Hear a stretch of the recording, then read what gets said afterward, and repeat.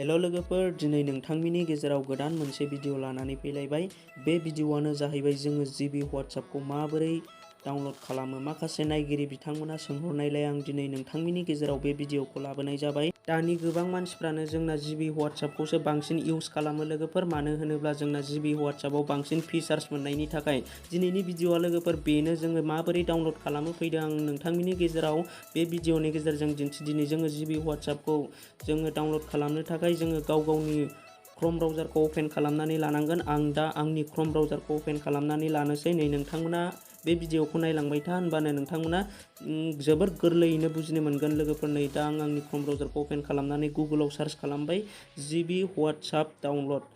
दा आङो बेबायदि सार्च खालामनाय लोगो लोगो नै स्क्रिनाव नुजाफैखागोन। नैबे फार्स्टनि अपसनावनो जोङो क्लिक खालामना होनांगोन, लेटेस्ट भार्जन 2022 आव। दा आङो बेयाव क्लिक खालामनानै होनाय लोगो लोगो नै आं स्क्रल डाउन खालामनानै नैबे डाउनलड जिबि WhatsApp सार्भार 2 आव क्लिक खालामना होनांगोन।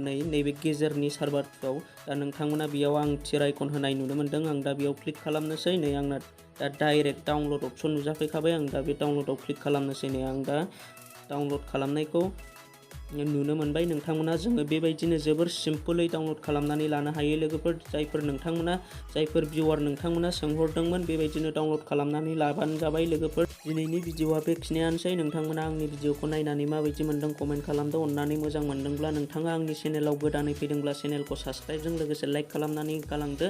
दा आं दिनैनि भिडिअखौ बेखिनियावनो दोनथ'नो सानबाय। नेक्स्ट भिडिअआव थाबैनो लोगो मोनफिनगोन। थेंक्स फर वाचिं, लाभ इउ, बाय बाय।